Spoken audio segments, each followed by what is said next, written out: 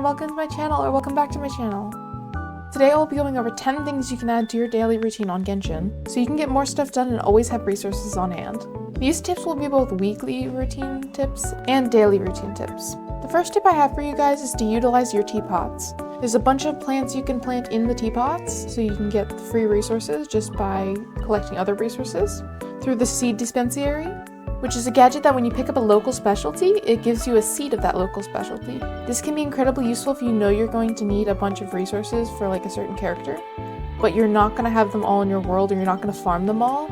Like violet grass, no one wants to farm violet grass, so if you know you're going to be needing a lot of violet grass, start collecting it now through the teapot. You can also collect the realm currency and other rewards from the teapot, like Here's Wit and Transient Resin, once you're at teapot level 8. So I would definitely recommend leveling your teapot, and it also gives you primogems for doing that. If you haven't already, get your teapot to level 8 and utilize it for all it's good for.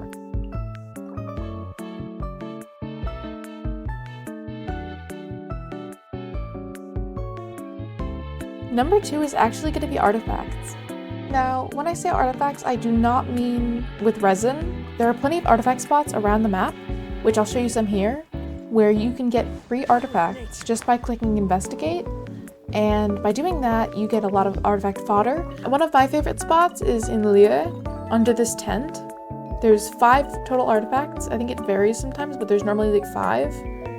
And there's also another spot with 6, but that one's a little more difficult to get to. This is especially prevalent early game, but it's also very prevalent for me end game, because I never have enough artifact fodder, I'm gonna be honest.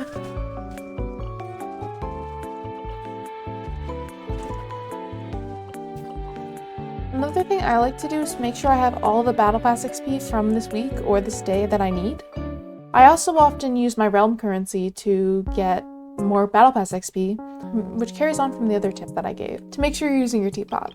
My favorite weekly activities to get Battle Pass XP are actually the cook 10 dishes and forge 20 items. I also will make sure to always do the trance domains. Those give a lot of important rewards, and the only thing you have to consider is the resin usage.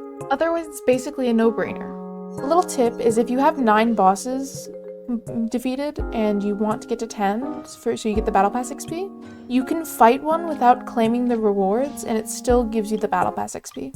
The 4th tip we have is to make sure you are using your expeditions. This might seem obvious, but if you have at least one of your expeditions on the 20-hour expedition on the ores, you get free Battle Pass XP just for claiming that. That counts as mining 10 ores.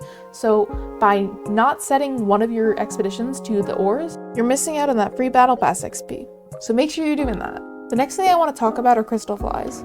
As you can see, this spot has a bunch of crystal flies in it, and once you unlock the seals around it, you can just teleport here once a day and grab all the crystal flies. By doing this, along with the crystal fly trap, you can get a bunch of crystal flies and never have to worry about them. I always like to have a little bit of a stockpile because it helps me in the long run if I ever don't feel like grabbing the crystal flies, or if I forget about my crystal fly trap. So make sure you're doing this, because even having an excess is always good.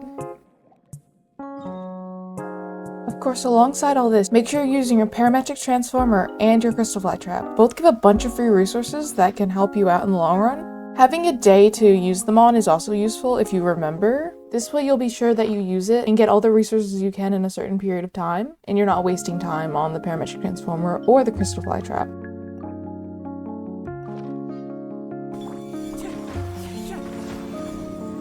As you can see here, I didn't really get anything good because I didn't really dictate what I put in. But if you put in certain items, I believe, there's a chart online. So if you want to utilize that, I'll put it up right here.